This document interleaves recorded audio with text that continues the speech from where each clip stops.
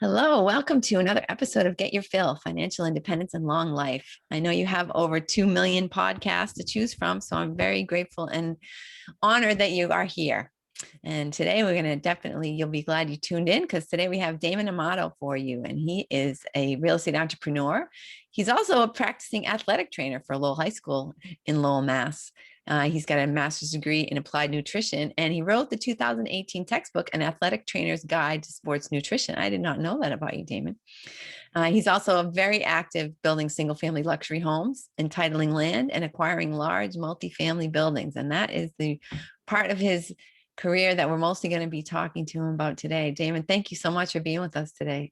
Thanks for having me again. Yeah. And Damon was actually one of my first guests. So if you go back into the archives, I think he's on a single digit podcast number. I think you're like number 9 or something like that. So it's awesome to have you back and to see. I'm anxious to hear how your business has evolved since that time.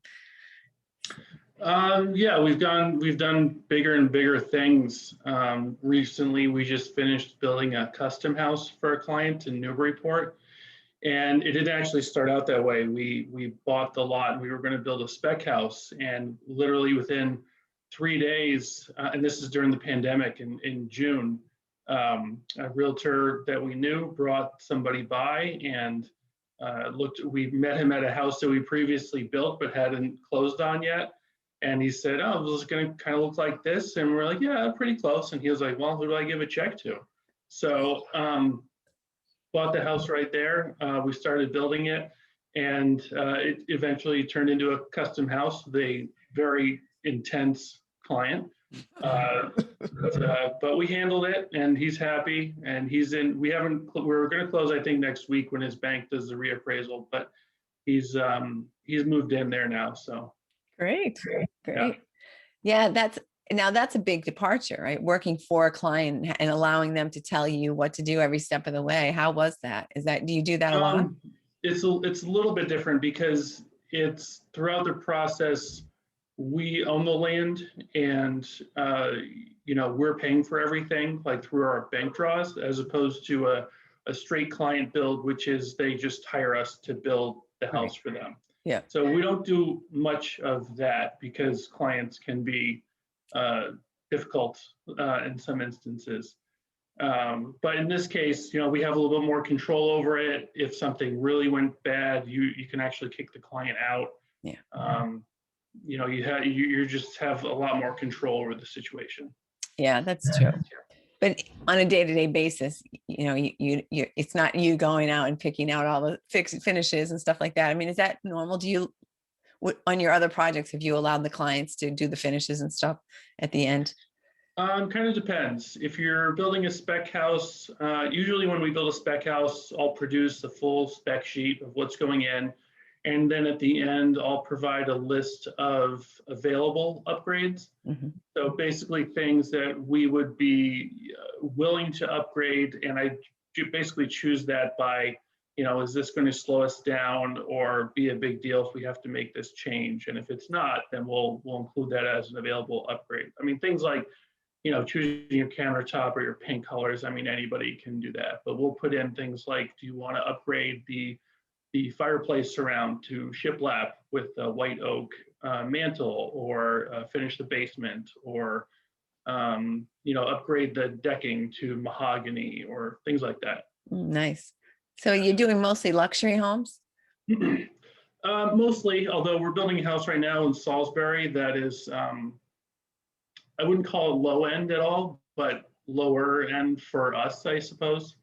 I mean, it's still, granite countertops and hardwood flooring and a nice layout. And actually, we're putting in an incredibly expensive island because we built a house 2 years ago and in New Hampshire. And once we closed on it, the buyers wanted us to put in about $200,000 in upgrades after they paid over $1.5 million for the house. And yeah, I was not prepared for that level of renovation. No, well, because we walked them through the house, and they obviously loved the house because they bought it. And the wife brought me through the kitchen, And we had this island. It's a wood, white oak reclaimed wood island, custom made by, we have to buy it on Etsy. And it had about $4,000 worth of quartz on top of it.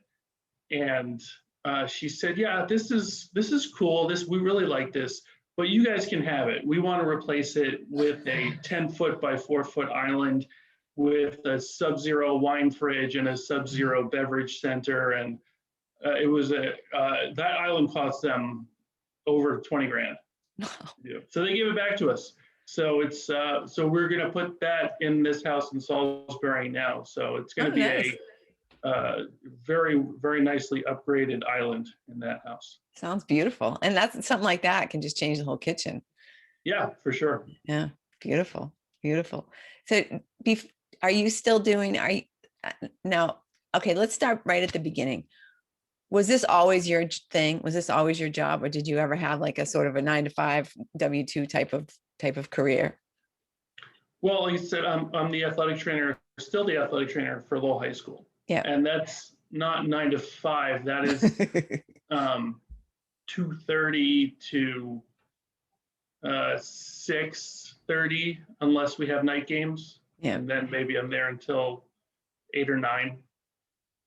So it happens to work out well for me because real estate stuff, generally happens earlier in the day.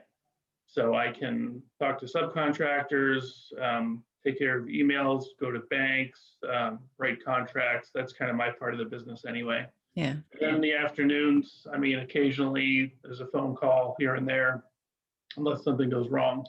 But by the time I've been in Lowell for an hour or so, real estate stuff, excuse me, is pretty much done for the day anyway. Yeah. So, but I know there are people out there who have a job, maybe not as interesting and fun as being an athletic trainer and athletic director, but they, have a goal or a hope or an aspiration of doing some kind of a thing, a side hustle that can turn into a career or could turn into a significant revenue stream. I mean, how did you make that? How did you, I mean, it's not a natural, it's not an easy thing to think, oh, athletic trainer to, or athletic director to real estate investor. How did you make that? How did you get involved in that? Well, I'm a member of Fortune Builders, which is like an education company. And they used to have all sorts of advertisements all around anywhere. So finally, I just I actually built my house about 12 years ago. And I had tried to invest in rental properties. Thankfully, I did it in 2007, and lucky for me, nobody accepted any of my offers during that time because that was right at the bubble. So I lucked out there. So I knew a little bit about real estate, but I wasn't comfortable like diving in. So I joined Fortune Builders mostly because athletic trainers in general, I'm trying to say this nicely, don't get paid as well as we should. Luckily, my wife is a nurse and she was making plenty of money. However, it was draining on her at work. It's very mentally draining and physically draining. And she was working a lot of hours because she was bringing home most of the money. So, I just kind of decided, I don't want to be poor for the rest of my life. I need to figure out something else here. So I figured out a way where, okay, well, maybe I can figure out how to wholesale properties or buy rentals, maybe do an easy fix and flip kind of thing if I can figure it out. So I joined Fortune Builders. I figured out how to do everything. Jumped right in and did a 5-unit condo, my first deal, 5-unit condo conversion on Salisbury Beach. Wow. 200 buildings. I got a hard money loan that was terrible rates even at the time in 2015. So I think between my interest only payment and my flood insurance payment, I think the holding costs on that property was over $22,000 a month. Wow! Oh my God! Wow. So, but the numbers were really good, and I I, like many things in life, when I see a really good opportunity, I say yes, and I figure it out later. So, That's a leap of faith. so luckily I figured it out later, and I didn't do well, but I didn't lose my shirt. And from there, and my current business partner now found me at the time. He couldn't fund that deal, so he was just going to, basically let someone else do it, and in exchange for he would list the property. So we did that, and we just grew together. He did some design work on that property. We did a project right after that together, where we actually had some issues there too. And the problem was he also was partners with his brother, who was our GC and construction guy, who ended up wanting to move back to Maine. So he wanted to just kind of do his own thing. So we were both kind of looking for somebody together. I wholesaled a few properties. I actually wholesaled 2 properties off of MLS, and which, not the easiest thing to do, but I was able to do it and make a good profit on it.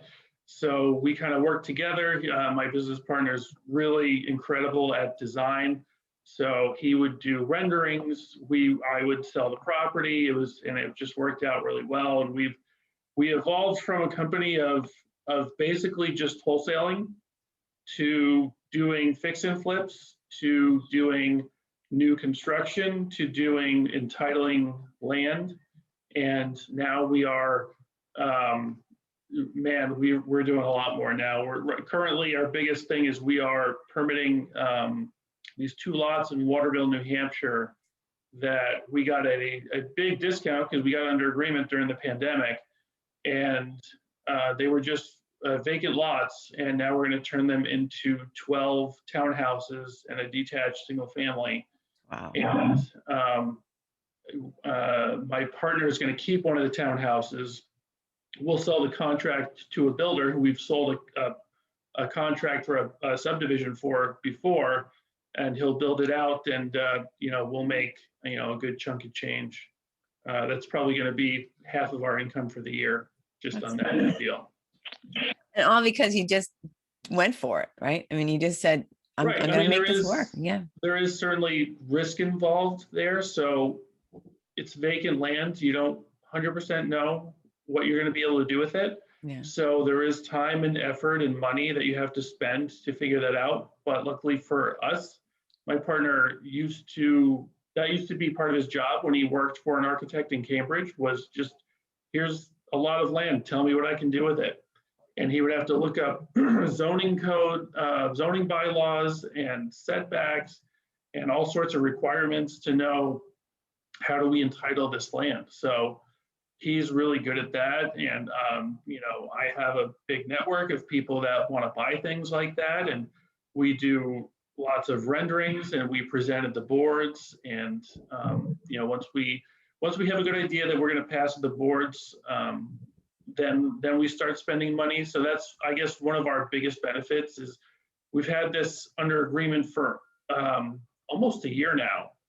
And we haven't spent actually any money, really, because we do all the renderings, we do all the presentations at the board meetings.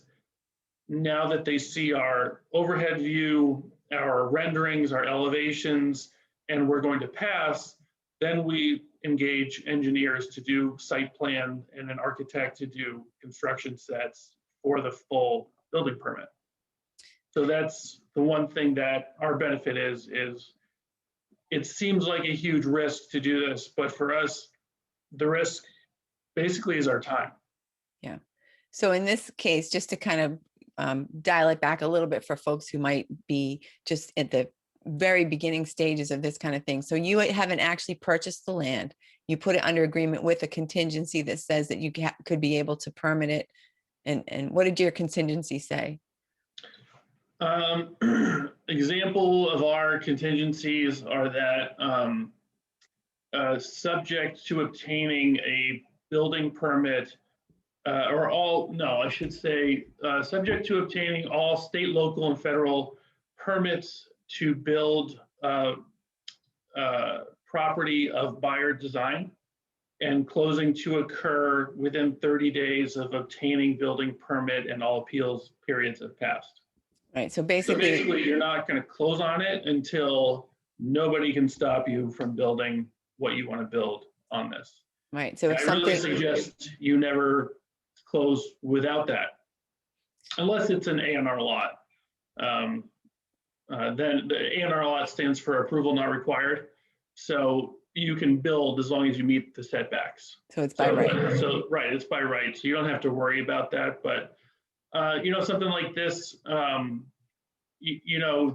risk that you want to think about was, well, is the seller going to want me to close early? Well, okay, what is the absolute minimum I could do with this land? And for the price I have it for, if I do that, am I going to do at least okay and not lose any money? Well, in that case, it wouldn't be awful to close on the lot now if you really had to. If you're worried about the seller taking it back from you, or you're worried about them, getting out of contract for whatever reason, then you might be able to do that. But if it's just like if it's a single family house lot that you want to turn into a subdivision, and they want 800 grand for the lot, and the house would only be worth 600 grand, don't buy that lot. Not until you get a permit. Right. For a whole bunch more houses. Yeah. Yeah. So by doing that, you've minimized the amount of out-of-pocket expense that you had to basically put up. So you haven't, all this time, you haven't been carrying the land, you haven't been paying the taxes, you haven't been had to do with any of that. Right. So this just is for folks who are thinking that this could be a fun thing to do. And then you put together some drawings to let the city know, well, this is what we want to do here. And then you go in front of the city boards, the zoning board, and potentially the zoning board of appeals. And then you present the plan to them and then when they say yes, then you say, okay, then we'll buy the land. Right. And at that point, you've already sold it. Right. Right. Yeah. I mean, for a good example is we have a property in Salisbury, Mass right now, where it's a single family house lot with a lot next to it. And we were going to permit 2 multifamily buildings on it. And the seller, like the price that we have it for would not work for the house, just the house. Yeah. So we would never close on this without a permit. And of course, and the problem is the first thing we did was had to get a survey. So the survey engineer came out and we found out that the lot lines are about 14 feet shorter than the back of the fence where it looks like the end of the lot is. So we had to throw that design in the trash and start over. And we're still actually now waiting on the seller to come back and say, we're going to need more time. Otherwise, we're not going to spend any more money because what your assessor's map shows is not what the property is. And of course, they don't like that and they want us to buy it right now. And we say no, because it's not worth anything close to what you want for it. So right. That's what phone calls end up being for most of the week. But this way, this is a viable and potentially very lucrative way of getting involved in real estate before you have a ton of money.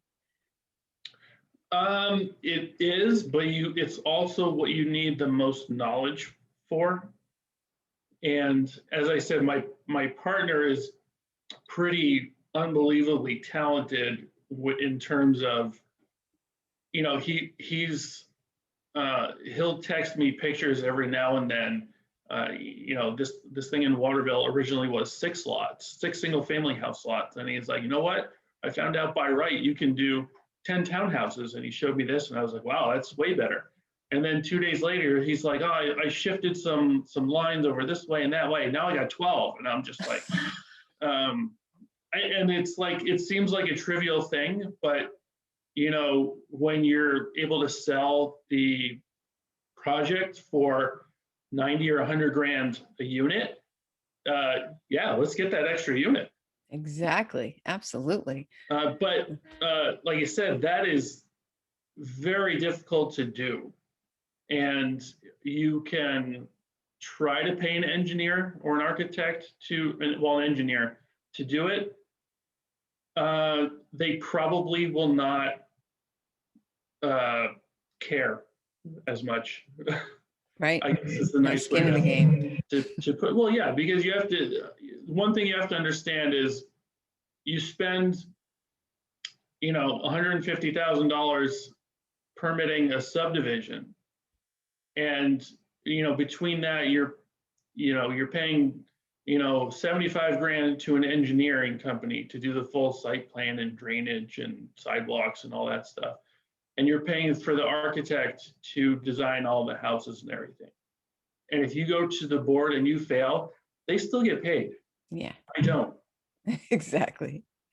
So there's not a whole lot of that. And that's why we try to make things a little bit more incentivized for those kind of guys. Sometimes we tell an engineer, like if they want 75 grand to do all this, sometimes we'll tell them, well, that's kind of expensive. What do you say? I give you, 40 grand. And then if we pass, I'll give you another 50. Sometimes that works.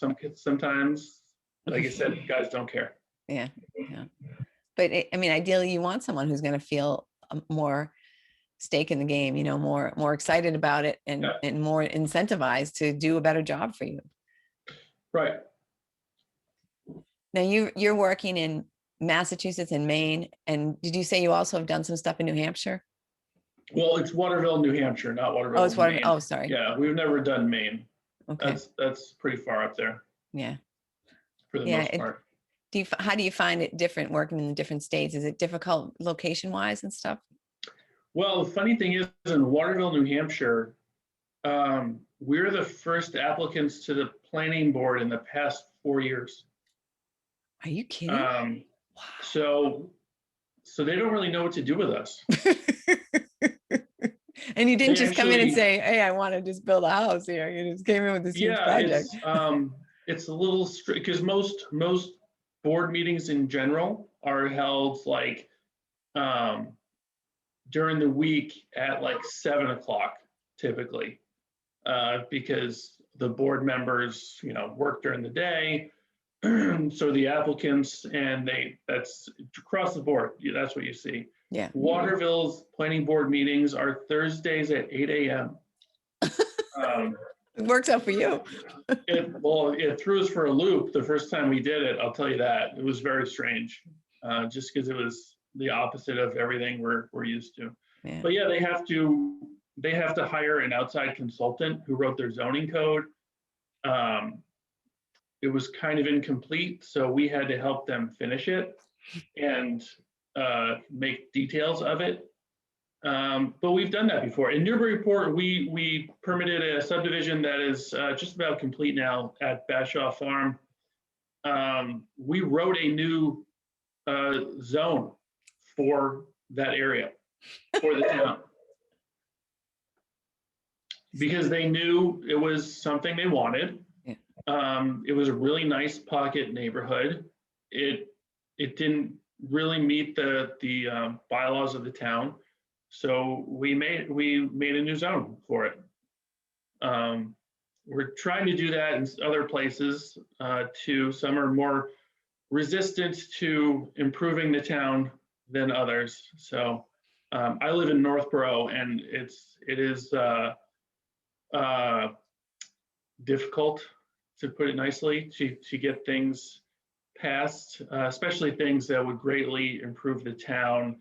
Not, everybody thinks that big bad developers are coming in to put in, 40B, high-rise buildings, or, smash a ton of houses together that are all 4,000 square feet. And that's not what we're doing at all. We're actually trying to we actually did a nice little pocket neighborhood that was to the T based on what the town's master plan said they wanted, and we still got shot down. So it was pretty confusing, to say the least. But I'm actually having coffee pretty soon with someone who's running for planning board. So I hope they get it, and there's can be some changes made so that the town I grew up in can get out of its own way a little bit. Yeah, that's too bad. Like you But say, it's not the only town like that. There's plenty of towns like that. it's a lot of, big fish, small pond kind of thing, right? People get that feeling of, hey, I'm in control here. I can do whatever, I don't know. Yeah, you have to remember these are unpaid positions for board members. Some of them are doing it because it's a town they grew up in and they really love it and they want to give back. Some people are doing it because they have their own agenda. Some people are doing it because they like having a power trip. But so it's a mix. Some planning boards are great and they're easy to work with, and they're looking to work with people who want to improve the town. Yeah. Yeah. So how do you find properties and how do you find these opportunities? Like Waterville, New Hampshire is not, in your backyard. That one we really lucked out. My business partner owns a condo across the street, and it wasn't on MLS and it wasn't online anywhere. It was just a sign on the road. Oh, really? Like for sale by owner kind of thing? Not by owner. It was a real estate agent. I don't know if they didn't put it online yet, but he's like we usually do. He drove by it, saw it, called me. I looked it up. We looked up zoning. We're like, wow, we could do something here. Let's get this. Cool. So I mean that's we lucked out. Yeah. Other properties, we find more in MLS than most people do, only because I guess one way to put it would be we ambulance chase a little bit. So we see properties that have been on the market a year, 2 years, 3 years, just because no one knows what to do it or how to get it permitted. Yeah. So we've done that a lot. For example, we in right by downtown Newburyport, there's 2 condos next to each other, basically right underneath Route 1. And it used to be a restaurant that burned down years ago. And even the mayor of Newburyport, who's a real estate attorney, a really good real estate attorney, couldn't get anything passed there. And we were able to get it under agreement, and we were able to permit the 2 condos. And we actually, at the time, that was the biggest fee we'd ever gotten for a wholesale. Newburyport's a great town. They're definitely. And that was just on the market, had been on the market for 3 years. No one thought you could do anything with it, and we were able to figure out a way to do something. Excellent. So other than that,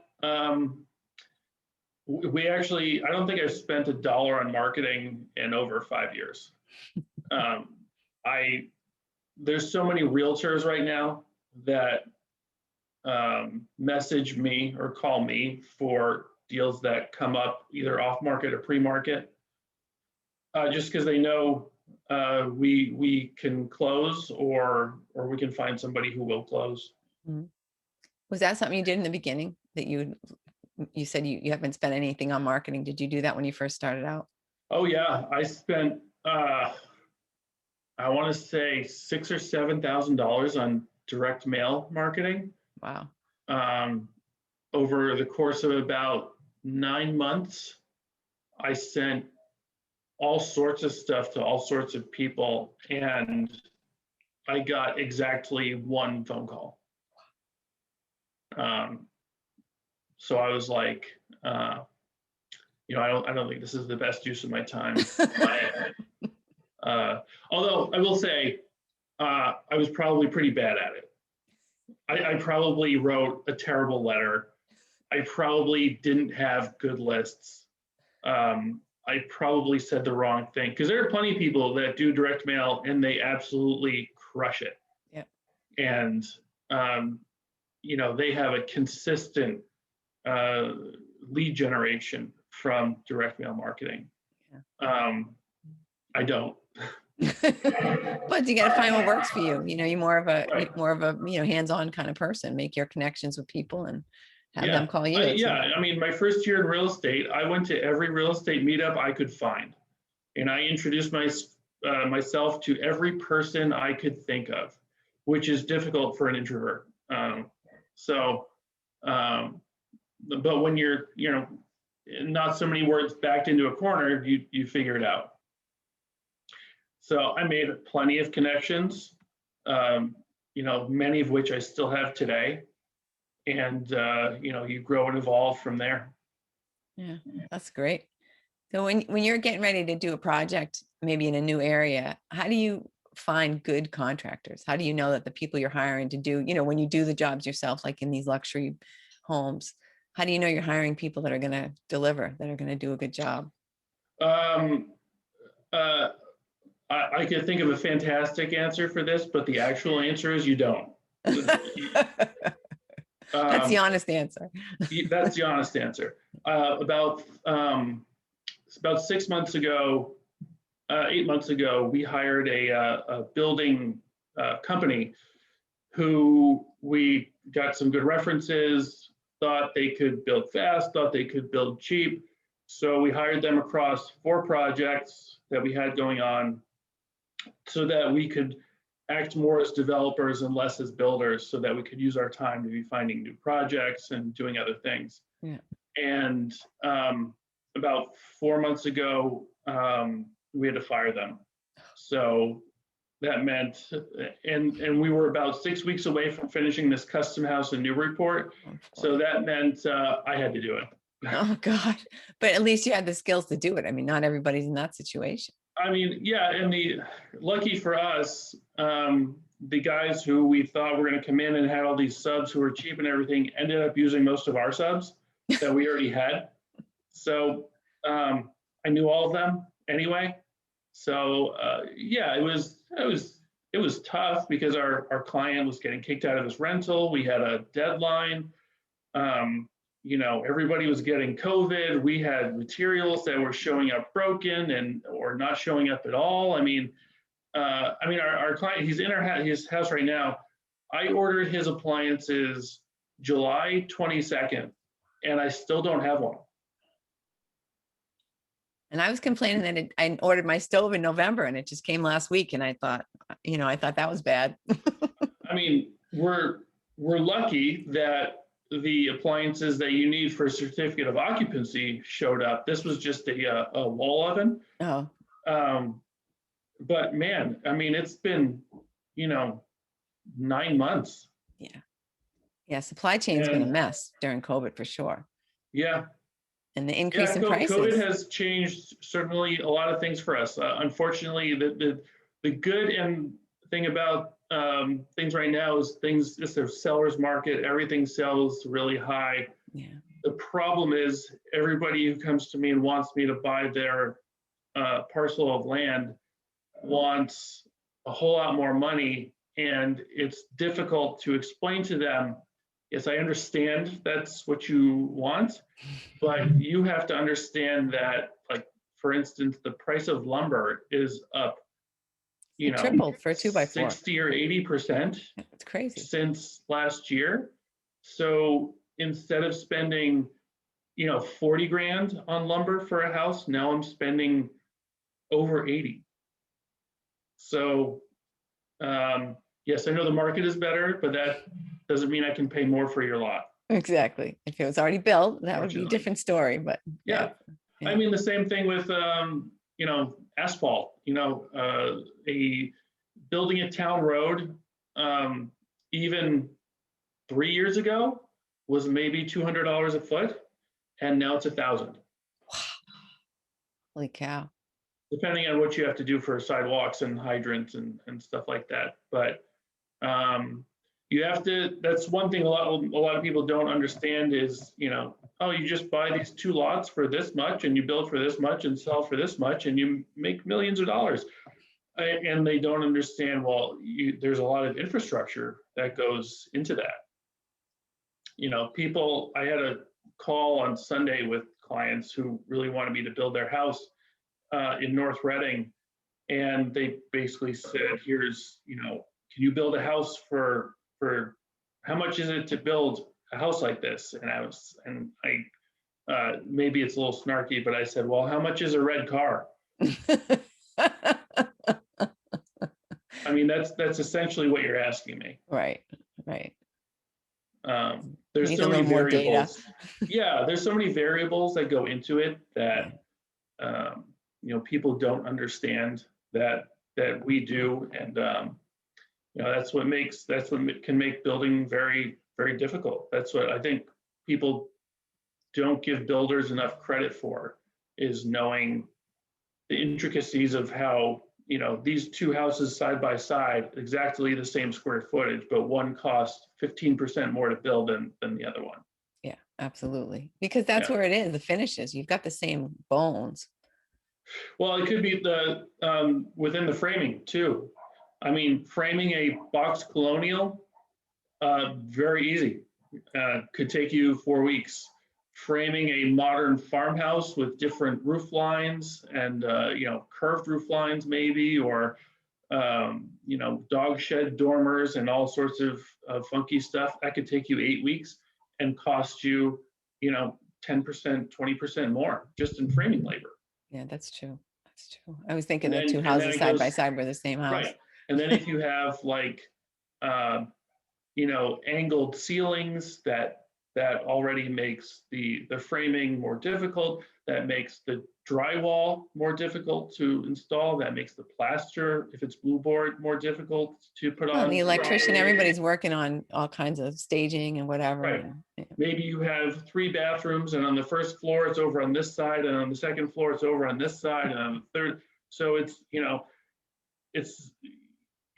it's not the easiest thing for a plumber to do if they were just stacked over one side of the house. So there's a lot more that goes into it than people realize. Yeah, for sure. Well, and the price for contractors has gone up as well. If you want to get somebody good, I mean, everybody is trying to take advantage of the state of the market. And, contractors think developers make bazillion dollars on every property, and towns think or homeowners think contractors are making bazillion dollars working for them. So everybody is trying to do their best to take advantage of it, which is understandable.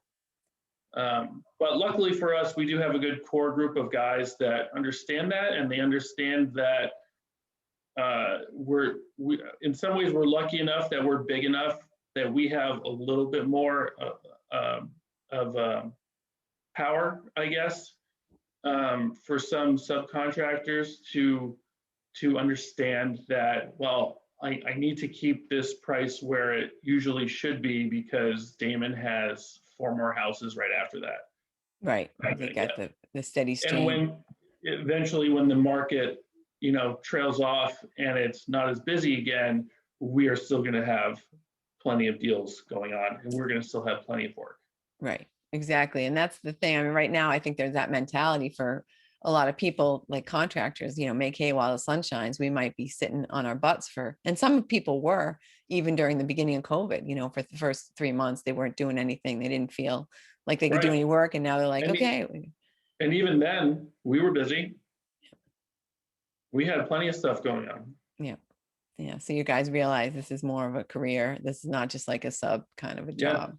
And so, boy, did we get some good prices in March and April. And then all of a sudden everything blew up. Yeah, and now we have terrible prices. True. So how are you for scheduling, for keeping things on schedule? Do you have any tips for like making sure everything's happening when the way it's supposed to happen, or is that just... we recently started using a piece of software. It's called Co-Construct. So it's desktop software, but it's also an app. Mm-hmm. So you can upload spec sheets and estimates and budgets and proposals. And it has a Gantt chart in it. A Gantt chart shows like the timeline of everything that you have going on. So and it updates so that if you're plastering and your plaster gets COVID like ours did, and you have to wait a week, then you can just put that in, and then it pushes everything beyond that forward. So you kind of always know when your estimated completion date is. So you But got that your, makes it easy. You can take pictures from it. You can use it as an app. So it's real quick to be able to figure out, what your budget is, what you've paid so far, things like that. So that helps for sure. Because before we were just, using our own Excel sheets that we made to help try to keep track of everything, which works, but this is much better. yeah, yeah, definitely. Well, and I know I used to use back in the day, I used to use Microsoft Project. I don't even know if that's a thing anymore, but I it don't sounds think so. similar. Yeah.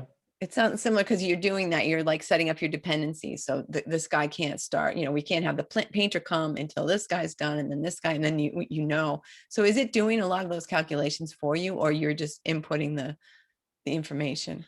Well, you have to put it in initially, Mhm.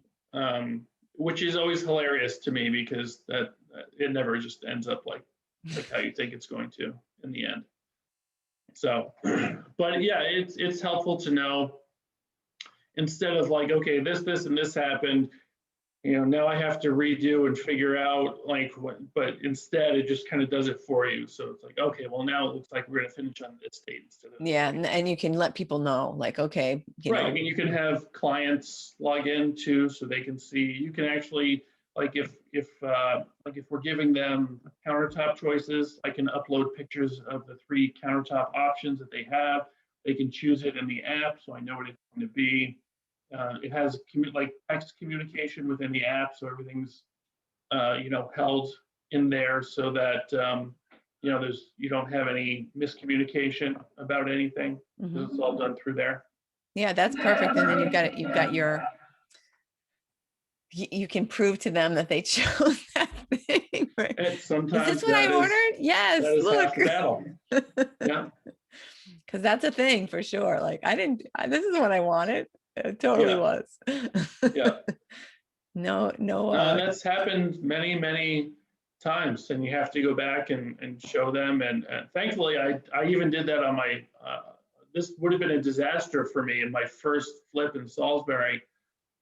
I had buyers while we were still framing one of the units, and they wanted to make some changes, and I said, okay, well, I'm going to draw the changes, and one of them was putting the toilet close to the shower, which is pretty standard, and that's where they wanted it. yeah. And so I drew it on there, and I had them sign it, and when it got put in, they said, that's not where we wanted it. It needs to be over here. You need to move it. You need to pay for it. And it was right next to a 10-inch beam that I couldn't move. So it was going to be incredibly, it would have cost me probably $3,000 to Wow. move it. And I said, well, see, you signed this. Yeah. And that's where you wanted it. So I can move it, but it's going to cost you $3,000, not me. And that was a good instinct you had. Absolutely. Yeah.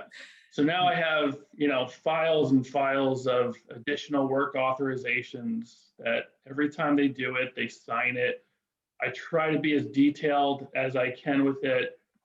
It seems as detailed as I want to be, I'm always going to miss something. There's always going to be something that, you forgot to put in there, but we get better every time. Yeah. Yeah. That's the huge thing. If you're working with clients ahead of time is communication, right? Because everybody, you hear 2 people. That used to be my job. I was in software and I'd be translating between the developer and the bank, and they'd both be using the same words, but they meant something completely different to them because of the way they were using them. And if you're not familiar with building, yet you're the client who's getting a custom home built, who knows what you mean when you're Right. saying something, right? Yeah. I forget, it happened the other day, and I was like, oh, I can see why you would think that, because that's a word that means that in the real world, but in building, that's not what that means. I can't remember now what the word was, but when you got started, Damon, and you were building your team, I mean, did you add people as you needed, or did you just know, look, we're going to need these professionals and we got to get them on board now, so we know we've got a great team? It was kind of as needed, because when we started out, we didn't know we were going to be entitling land and needing engineers and zoning attorneys and things like that. But you start with a basic team, which is a good bookkeeper and CPA, which for me is the same person, which works out great.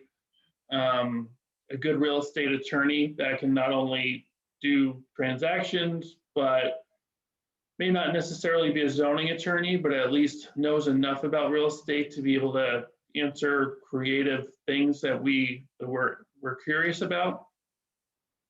And someone who at least does more than just is a closing factory, basically. Right. There are a lot of those guys who don't talk to me about wholesaling, don't talk to me about funky agreements or anything like that. I just want my closing fee, and that's it. Yeah. So we work with attorneys who just know a little bit more about that. And then also, it's worth at the very least, getting to know general contractors, guys who you see that do good work, and generally we found you do get what you pay for with guys like that. So even if some guys may, it may seem like they're a little bit expensive, it's probably because they're worth it. Yeah. At the end of the day, when you're not changing things and you're not looking at a mess.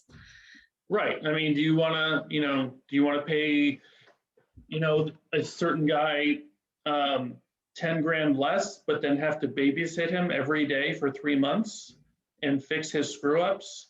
And, he doesn't call you back at the end when there's a warranty issue or something like that? Yeah. Or do you want to pay a little bit more and have this guy take it, control it? It's done well, it's done right, and you can spend your time finding other deals. Yeah, absolutely. So you don't know how much that 10 grand cost you. Right. So it's an opportunity cost. Yeah. So, and there's actually several general contractors that I know, like on Facebook, who I've talked to them, I've messaged with them. I haven't worked with them yet, but I would. I know they're going to be a little bit more than I would want to pay, but it is worth it for us to get our time back to do other things, because if we had to take control, if I had to have Ben, my partner, take over these 4 projects when we fired a builder, and he didn't have time to do that Waterville deal, we would have lost out on close to $500,000. So is it worth it? 10 grand. Is it worth it to pay a couple guys, 10, 15, 20 grand extra to take care of this for us so that we can make $500,000? I'd say so. That seems like a good trade-off. Yeah. So Damon, what tips would you? Sorry. I was going to say, the thing is, it all comes back to buying the deal right in the first place. And we have a hard money lending company too. And I can't tell you how many people complain to me about getting 9.5% and 2 points. And I'm old enough to remember back after the crash, hard money was 15 and 5. Yeah. And plenty of people did deals, and plenty of people made money. And it's tough to say that now, because people are bidding hundreds of thousands of dollars over ask and not getting properties. Yeah. But if you're buying the deal right, if you can't pay hard money, pay a private investor in second position, and pay for a consultant to help design and still make money, wasn't really the greatest deal in the first place. Yeah. Yeah. It's so true. I mean, I'm talking about interest rates. I laugh now. People are like, oh, it's 4%. I mean, when I bought my first house, my interest rate was 15, and that was down. It was 18% before that. Right. So it was like, oh, it's down to 15. Wow, that's great. It's just like, it's a joke. I mean, now kids today they can't even fathom that. I'm like, okay. No. Yeah. No, most people just run it as, if I get the best hard money rates possible, I can just barely squeak out a decent profit. I'm going to do this deal. And if nothing goes wrong, you should not do that deal. Yeah. Yeah. Because look, we had a single family house build a few years ago that fantastic house. At the end, we didn't make $1 on it because it took too long, and we had a bank loan on it too, but it took almost 24 months, and time kills all deals. Yes. Yes. And it doesn't matter, how low your interest rate is, it's still interest. And if you take too long, it's going to take your whole profit away. Absolutely. Wow. I mean, there were other issues there, engineering issues, foundation issues, drainage issues that ended up costing money too. But we had a huge spread on that, and it ended up being nothing for us at all, just because it took too long. But think of what you learn, though. I wish it was as easy as that. So, Damon, what advice would you give to someone who's been really wanting to do this and just hasn't pulled the trigger yet, like to get started in doing some kind of any of the types of things that you've done, like just getting started in real estate investing? In general, I would say learn as much as you can from the people who you see are successful in the way they go about things, the way they do things, and follow that as best you can. Build your team as best you can with people you trust, and don't rush into deals just for the sake of wanting to get your first deal done. If it's not a deal, it's not a deal. Yeah. And you can be very upset with yourself afterwards, but make the first one. It's which is tough to say because it's so hard right now. A lot of people are trying to find anything they can, and I hear a lot of mentors being like, why don't do the condo conversion? Just find a basic 3-bed, 2-bath that you just have to do a cosmetic updates to. And I'm just like, well, I would love to find that deal. Where's that one? Like that, at least in Massachusetts, that might be the rarest type of deal I don't think I've ever done one like that. A single family that did not need a full gut. We've never actually done that. I don't think the market's right for that right now. It's not right for that, but I mean, even back in 2016, 2017, don't think we've ever done that. It's a little buffing. What is it? Buffing. Fluff and buff. Fluff and buff. That's it. Yeah. And listen, they are out there. I know a few people that did that recently. But man, is that a diamond in the rough? Yeah. But because of that, that's how we make our own deals. Basically. Absolutely. We do zone changes. We do change of use. We do additions. We do all sorts of different things. Yeah. Think out of the box a little bit and think what's the highest and best use for that? Because you touched on that before, like what's the highest and best use for this land? What's the highest and best use for this property? Right. Maybe it's not what you're looking at right now. Right. Yeah. Well, Damon, thank you so much. Is there anything you wish I would have asked that I didn't ask, or anything you want to share in parting? Well, if anybody has any vacant land, I'd love to buy it. So what's the best way for people to get in touch with you, Damon? I mean, all this links and stuff are going to be on the podcast show notes, but why don't you tell us as well?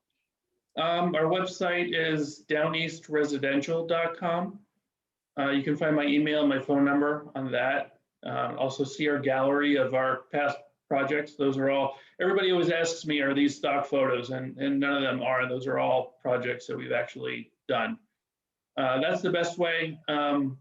We're Downeast Residential on Instagram. We post every now and then. We need to get better at that. But I mean, I have, personally, I have Instagram and I have about 300 people that follow me. I've never actually made a post.